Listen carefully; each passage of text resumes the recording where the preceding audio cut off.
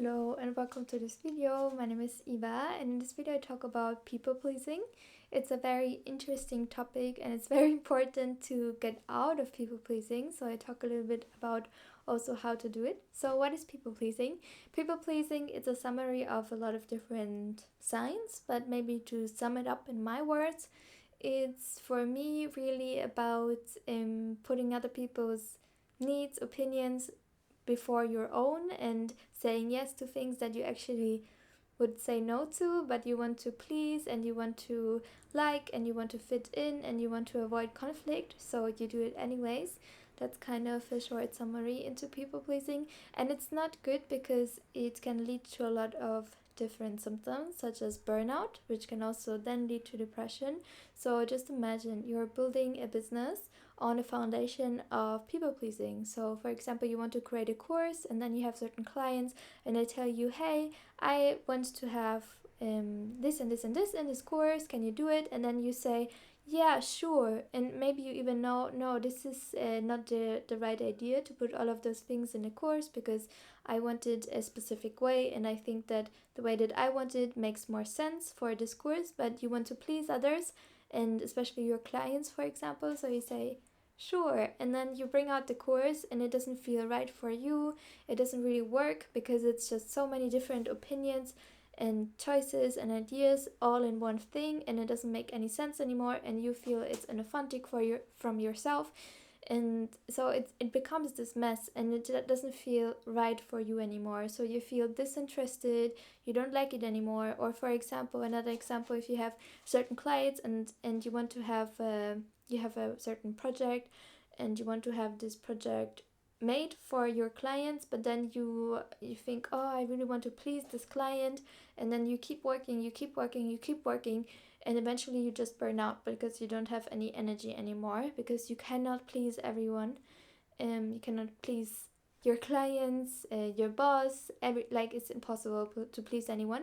But for people pleasers, we like people who people please, they try to please everyone, and it's unrealistic, it's impossible. So it leads to burnout and it leads to depression, because you feel at one point it's like you constantly give, you try, you do, and at one point your cup is so full that you're just like done, you give up, and then nothing works anymore because you're like, F everyone, I don't do this anymore. But it's obviously not good because you still need to make money and obviously you can get depressed and all of that. So people pleasing is not a good thing. It can also lead to a lot of anger, of course. I mean, imagine you're in a relationship and your partner asks you questions, and every time that you want to say no, you say yes because you want to avoid conflict.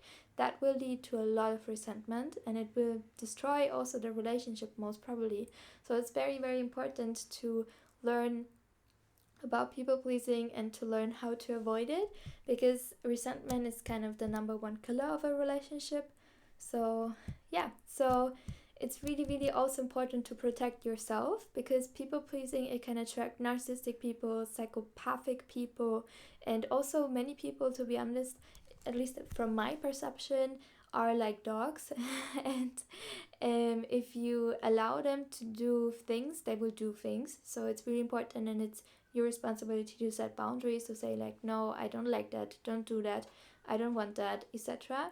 Because if not, people just, they keep going in a way. So it's really important to it's always better to be nice than dead in a very extreme way, and it's always very important to what did I say? It's always better to be nice than dead. No, it's always better to not be nice than dead, because being nice to the wrong people can lead to terrible things. So it's always better to not be nice than to, and it's always better not to people please than to get harmed or something like that. So that's why it's really, really important to let go of this people pleasing attitude, because it's also not, it doesn't come from a place of wanting to be generally nice and good. It really comes more from a place of like angst, anxiety, don't leave me, I cannot make this happen. When there's a conflict, please, there should be no conflict, etc., etc. And it's not healthy because it's also connected with a lot of like fear and anxiety, stress. You also lose yourself a little bit, like that was me back in school. I was kind of the social chameleon. I could deal with most people in a way, but also I lost myself, like who am I in a way. So it's really really important to self prioritize your mental and physical health, and to prioritize your own opinion over other people's opinion in a way. Because I'm like with YouTube, if I would listen to like every YouTube comment I would get and try to implement every idea or opinion what I should look like or what I should do, this YouTube channel would not exist anymore, because I would be like, if everyone, I'm not gonna do it. So yeah, it's really important to let go of it. Why do some people start to people please? I think it depends on a lot of different things, and I think personally that one major thing is trauma that maybe people experience in their childhood because of their family or friends, or they got bullied at school or something like that, so they started to not have opinions. Maybe they had an opinion and then they got bullied for it, so they started to say, okay, it's better not to have an opinion than to get bullied. It's better to not have a voice than to get hated for it. So I think that can be a sign of like people pleasing, or maybe you grew up in a family where there was a lot of conflict, so you started to hate conflict, or it was your position to always navigate between the different conflict positions in a way, so you started to become that person who has to manage everyone in a way. So I think that could be an example of why people pleasing develops. So it's really something quite negative. It's more like a coping mechanism that we have to deal with, but probably also some other reasons. So what are some signs of people pleasing? I think the first one is this difficulty of saying no. It's like when you really don't want to do something. So for example, your friend asks you, hey, do you want to go out on this Friday to go to this party? And you don't want to go, but then you say, okay, I go. And then you go, and then you feel bad about yourself, and you get resentment, and you get resentment for your friends. And then yeah, it's just in that, and that can be very small and also very big. So again, it's like a spectrum. So people pleasing, some people have it a little bit, some other people have it like a lot, and they completely give up on themselves in a way. And another sign of people pleasing can be low self-esteem. So for example, that you think you are nothing, you can do nothing, so you need other people's approval in a way. So you try to get your self-worth and self-esteem from other people, like saying, oh, kind of, what do you think about me, and I do a good job so that you are happy with me, and so that you can say I'm a good boss, or I'm a good employee, or I'm a good mother, or I'm a good student, whatever it is. And that is like, if you do it, like if you put your self-esteem in other people's hands, that is so dangerous. Because if you have like a client that is, for example, narcissistic, or a boss that is narcissistic, or a child or a parent that is narcissistic, it's so damaging for your self-esteem. You cannot outsource your self-esteem in other people's hands, because if you do that, you have no power and they have all the power. So it's very very important to understand, I have the power for my own self-esteem. I define myself. If I think I'm a good person, I am a good person, in a way. So my self-worth is not defined by other people. It's more defined about my actions that I do. And yeah, so, but it can be a sign like that you have low self-esteem, that it's more likely that you people please.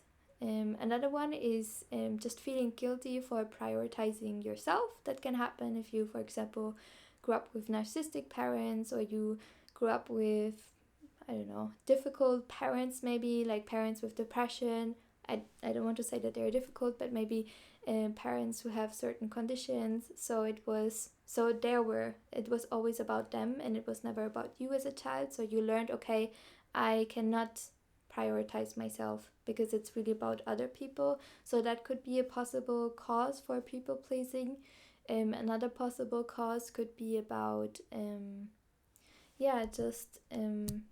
maybe, or symptom could be agreeing with everything. So for example, if you're very like, one sign of people pleasing is that you don't have one fixed opinion, but that it's always very moldable in a way. And that, for example, you say, okay, I like carrots, and then another person says, I hate carrots, and then you say, okay, I also don't like carrots. So that can be a sign of people pleasing, that you kind of switch your opinions in a way to make it fit to other people so that they like you.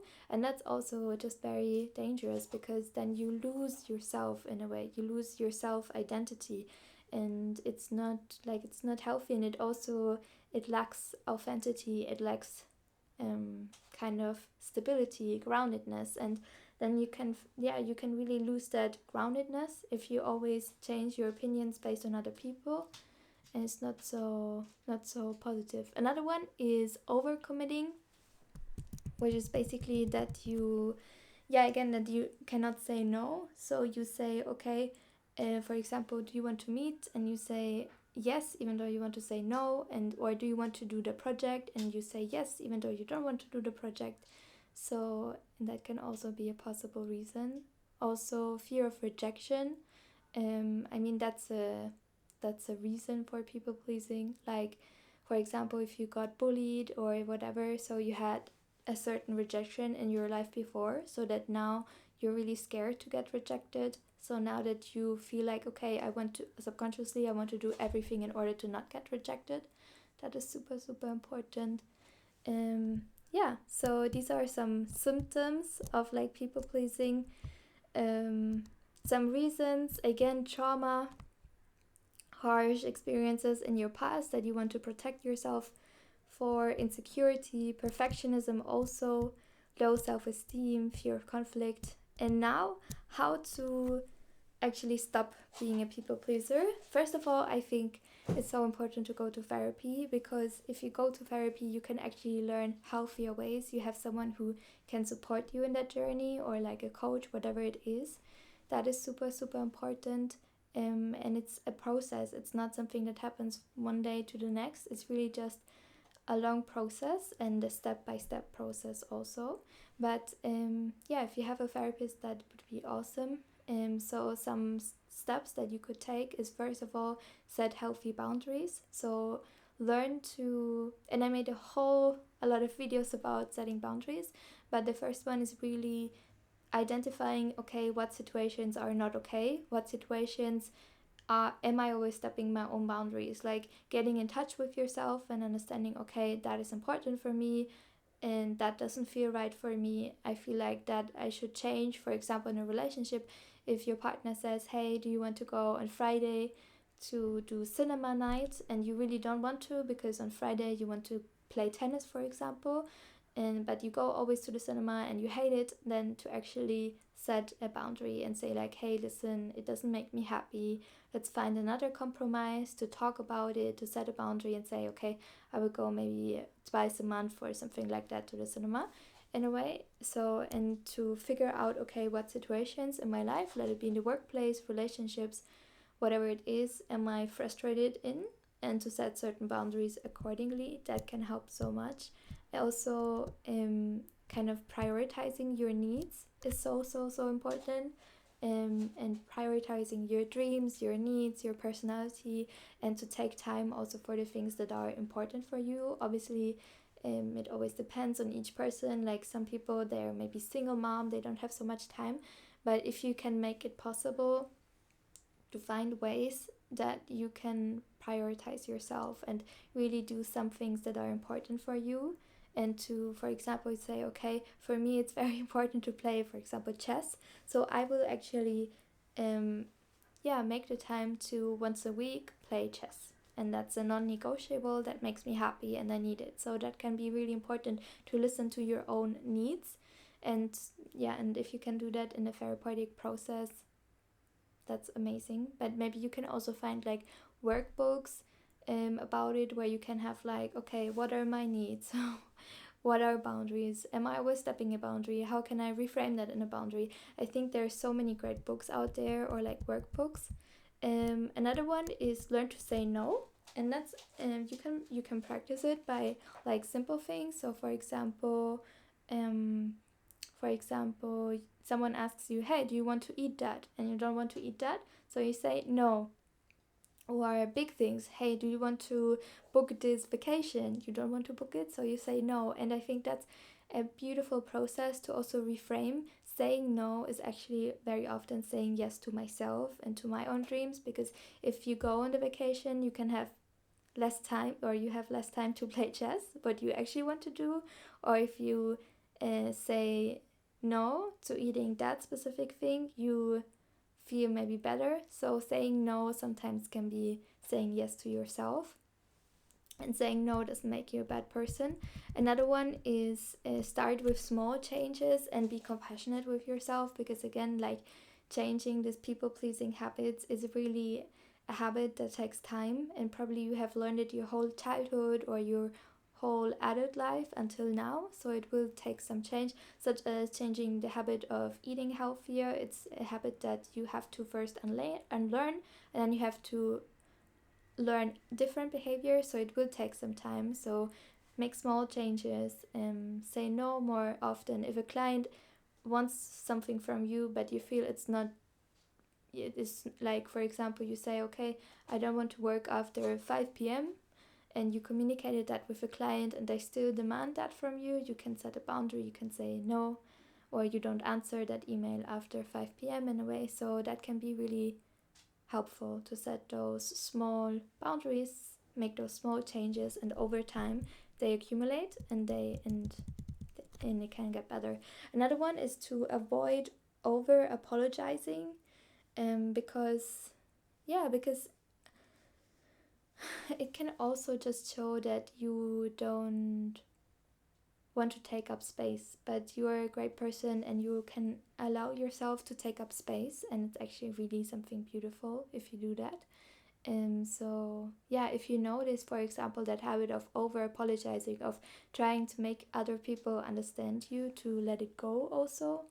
Yeah, and also to embrace the discomfort, because unlearning and unlearning certain behavior and relearning different behavior, it is uncomfortable, because change is usually very uncomfortable. But if you can change that and you can sit in the discomfort, it will get better over time. Especially also if you have like support, be a therapist, coach, whatever it is, that they can help you in that transition. That is so beautiful, so helpful. Yeah, so that was basically it. I mean, it's a short video for a huge topic. Maybe, who knows, I will make more videos about this topic. But yeah, I think it's very important to change this people pleasing behavior, because what you do not change now, when it's kind of small, it will show up in big ways. Like if you start a company, it will show up in your company. If you have children, it will show up how you navigate kind of raising your children. If you have a big project at work, it will show up in your project, and if you don't deal with it, it can really lead to burnout and depression. So it's so important to learn how to say no, learn how to set boundaries. And if you have a therapist or a coach who can like support you in that journey, that is so great, because very often we have blind spots that we don't see. But if we have someone who can support us, they can kind of see the blind spots that we don't see. So yeah, that was the video for today. Thank you so much for watching, and if you like the video, give it a like. You can also send me an email, and that's really it. Thank you so much for watching, and good luck on your journey also. And also you can check out the description box, maybe I'm offering something. So yeah, thank you so much.